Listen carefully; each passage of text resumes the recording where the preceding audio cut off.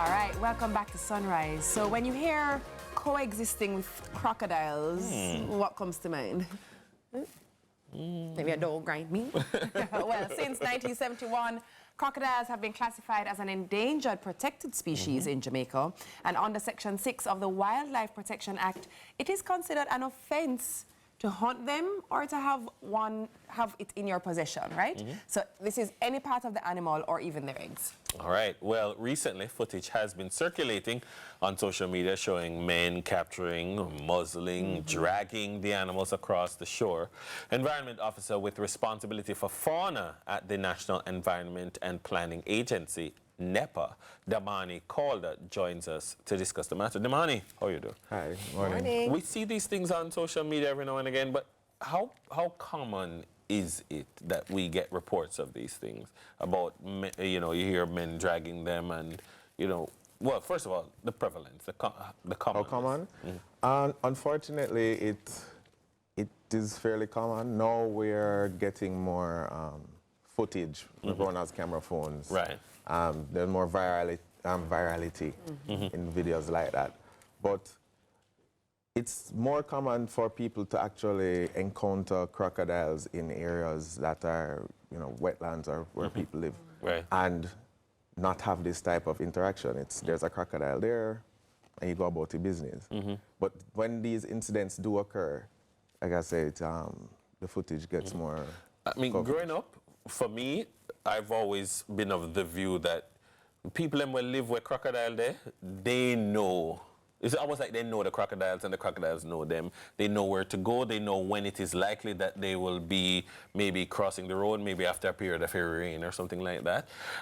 So is it that we are more or less aware, or is it that we're invading their spaces? Explain to me maybe some of what we're seeing, because, for instance, going to Hellshire growing up, some of the times, you know, there's some traffic. Oh, there must be a crocodile crossing the road or something like that. But there's also a reason why there's a crocodile that says, "Welcome to Hellshire," right in the middle of exactly. Because we know it's their space. That's right. Right, correct. So there is I want to say a slight demographic shift where there are more people living in closer proximity to crocodiles.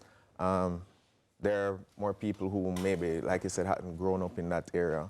I've spoken to persons that say, I live all my life in Portmore, I've never seen a crocodile. Where there are other persons who are like, oh, I can show you a crocodile right now. Yeah. And it's the reaction to the crocodiles and wildlife.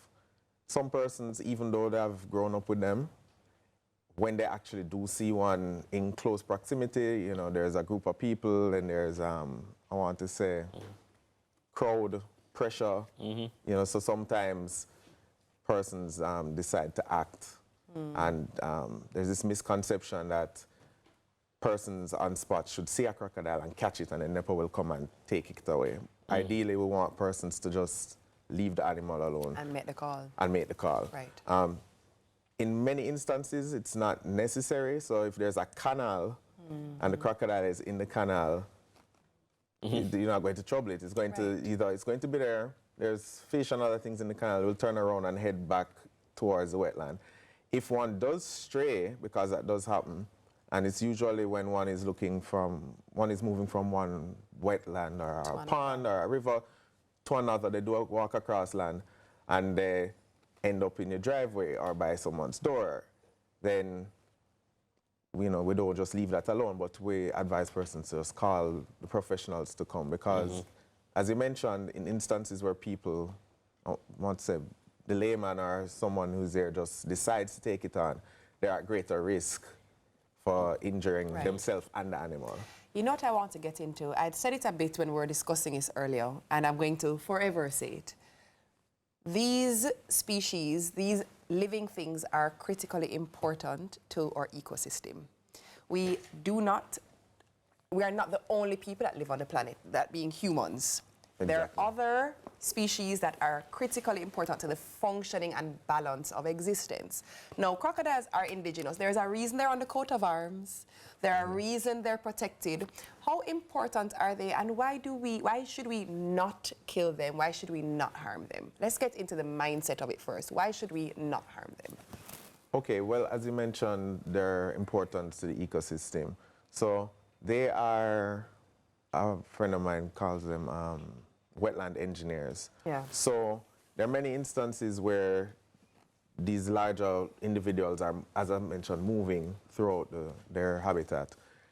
There are areas that if you go into the wetland or you go into the morass, you can clearly see these trails where a crocodile would have just sort of mowed down through the vegetation and created little channels and canals.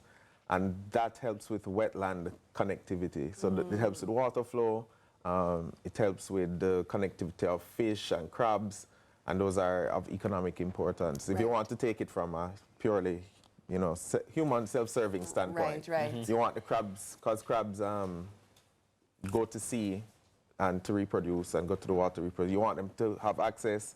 You want the fish to also be able to traverse. And there are areas where there's an absence of crocodiles, and you can see where the vegetation does get very thick and overgrows, and then you have pockets. It affects the hydrology. So even mangroves, there are areas where the mangroves don't get enough water, and you have some die-off just because you don't have these crocodiles utilizing the area. And the other thing is that crocodiles, despite what is portrayed a lot of the time, and it's not that it's inaccurate, it's just that it's not our reality. Our crocodiles mainly feed on crab, bird, and fish. Right. Because if you look at Jamaica and its indigenous animals, before humans, there was nothing larger than a coney. And this is what they primarily feed on the wetland. And they're ambush predators, so they sit and wait and sort of pick off animals that, you know, aren't, it's opportunistic, but they're also going for the weaker things. So in a population of fish, a crocodile is more than likely to eat a sicker one, an older one, a more diseased one. And again, looking from a self-serving human perspective, you would then now have a more robust fish population because it's getting rid of the diseased ones. Before we let you go, you said people should call, don't intervene. What number should they call? When can they call? Well, it's 876-754-7540, and that's the National Environment and Planning Agency. They can call at any time. There's someone who will always answer. Okay, that's what I wanted to know. Right. That they can call at any time. Right, they can call at any time. You can also call the Jamaica Constabulary Force, and they will liaise with us. There are also other partners, like for instance, in the most recent video that went around, the Caribbean Coastal Area Management, and they are located in Clarendon. I don't remember their number offhand. No problem. But call 119, police emergency, and they will route it. All right, got you. Our guest, Damani Calder, Environment Officer with responsibility for fauna at NEPA. On the other side of the break, we'll be redefining investments with the Mayberry Group. We'll be right back.